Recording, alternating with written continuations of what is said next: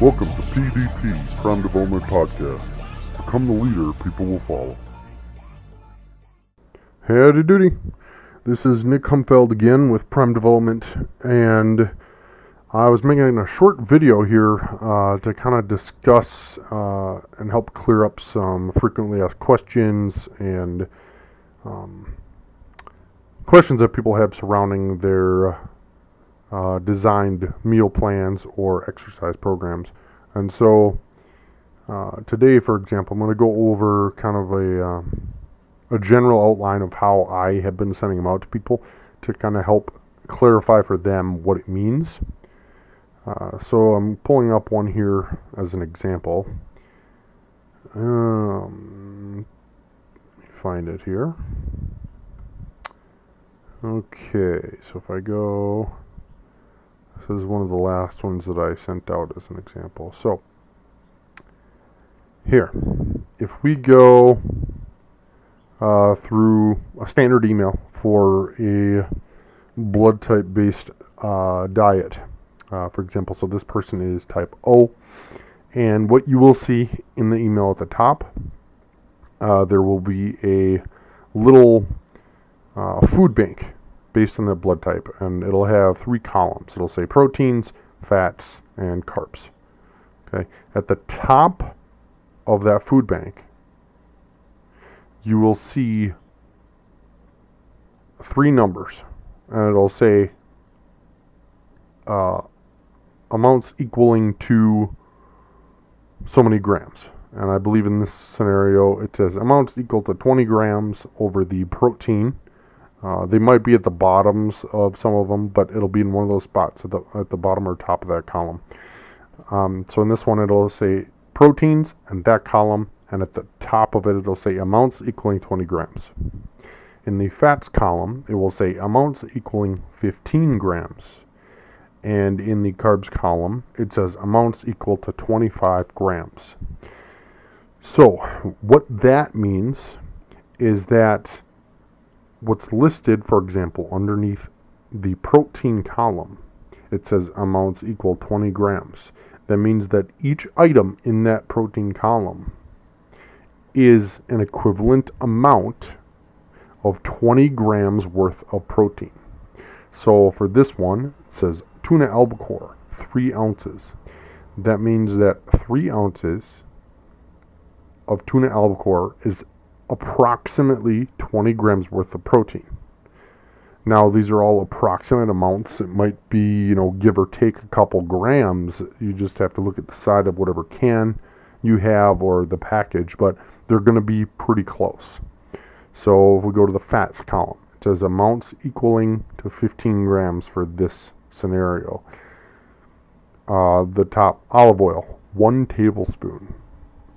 Clarified ghee is 1 tablespoon. So those amounts are equal to roughly 15 grams of fat. Now the same goes with the carb block. Now if we scroll down, you'll also see a purple section that says greens/veggies. Now these are all free. You can have as much as you want, anytime you want, to add to whatever you're eating. I did not add, however, any sort of seasonings or even some type of flavoring things, as long as there's barely any calorie content to them. All of those are free range, at least at the moment, unless I clarified otherwise in the email. But those are free to consume whenever, because they have no real solid caloric value other than some fiber and adding some bulk to your stomach, which is good. Now if we scroll down a little further, you will see a small block that says on the left, in order, it'll say meal 1, 2, 3, 4, and 5. We'll have 5 meals there with times next to them appropriate to when you would consume that meal. And then you have columns going across, 4 more. You have calories column, which we don't really look at that too much. It's generally just a approximate number. But what the primary concern is in the carbs column, fat, and protein. Now at the top, you will have listed the amount that you need per day. This individual in particular is to consume 140 grams of carbs per day, 71.11111 grams of fat per day. And I use an equation to figure this, so that's why it's giving these funky decimal places, but you can round up or down. It's as long as you hit pretty close. And the protein for this person is 100 even. So if we scroll down the columns, it will show based on each meal how many grams of each in each meal. And so this person in meal 1 has 0 grams of carbs, 17.7 grams of fat, and 20 grams of protein. The next meal is 46.66 grams of carbs, 17.7 grams of fat, and 20 grams of protein. And you just follow the list down like that. Now what you can do here, since you know how much of each in each meal, that's when you scroll up and you look at the top food bank chart. And so if I look here, for example, let's go with meal 2, it says 46.66 grams of carbs. So roughly 45 to 50 in that range number is where I want to get close to. If I scroll up to the top, it tells me in the carb section amounts equaling to 25 grams. So in this example, we could use at the top, it says 1 medium sweet potato is equal to 25 grams of carbs. So I could pick 2 medium sweet potatoes, and that would be 50 grams of carbs. And that would get me just over that 46.66 grams. You could also do it where you could split it. If you know you need about 45 to 50 grams of carbs, I go to the top. I could pick 1 sweet potato, that's 25, and then pick maybe a little further down. Let's go with 1 cup of blueberries, because that's roughly equal to 25 grams of carbs as well. So then I could have 1 cup of blueberries and 1 sweet potato, and that would cover my carb portion for that meal. Now if I scroll over to the fat, we do the same thing. It says 17.77 in this scenario. If I scroll up under the fats section at the top, it says amounts equaling to 15 grams. So that's pretty close to that 17 number. So I scroll down, 1 tablespoon of olive oil.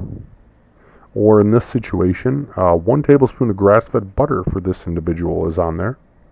And that's pretty close to that number. I could easily put that on the sweet potato.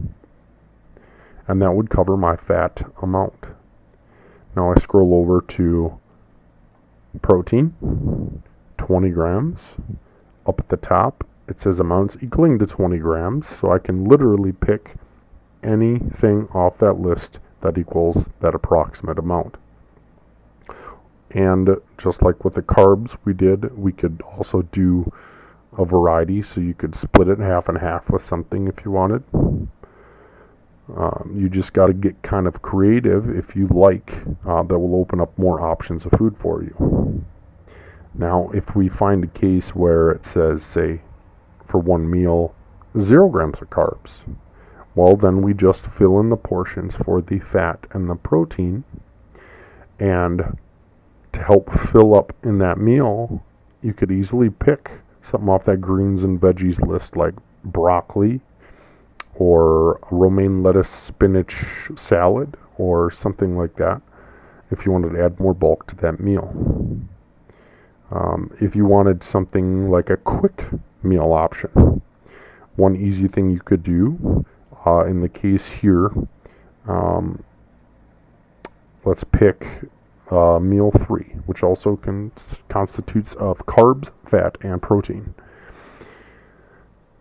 So what I could do is add equivalent amounts of a protein powder in a shaker bottle and equivalent amount of carbs in the form of oats in that shaker bottle. And then for the fat content, I could easily add in a serving of almonds or pumpkin seeds. And that would be a really quick meal to down. So that's just kind of a brief overview on how you read the dietary emails that are sent out.